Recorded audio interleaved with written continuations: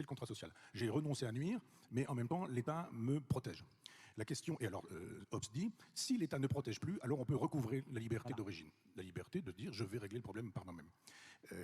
Beccaria, par exemple, qui passe pour le héros, qui nous dit, dans plein XVIIIe siècle, avec son traité des délits et des peines, qu'il ne faut pas torturer, qu'il faut abolir la peine de mort, très bien, dit qu'il faut armer les gens.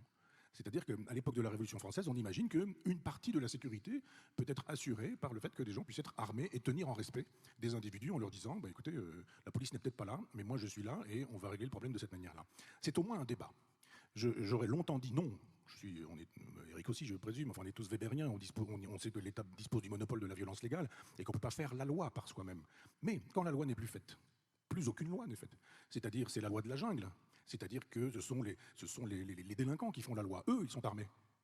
Que fait-on avec des gens qui disent « moi, je suis armé, je suis délinquant, la loi, je n'en ai rien à faire ?» Une justice. C'est pour ça que je vous pose la question. Et c'est pourquoi je vais répondre. Et il y a un moment donné où on s'est dit « mais qu'est-ce qu'on peut bien faire ?» Alors, l'idée d'un armement de style américain, du genre ah, les armes sont en vente libre, vous allez vous acheter un arsenal, vous faites comme vous voulez, etc., me semble excessif, même si le Normand que je suis, c'est que les chasseurs sont nombreux et que les fusils de chasse ne sont pas à l'origine de beaucoup d'homicides.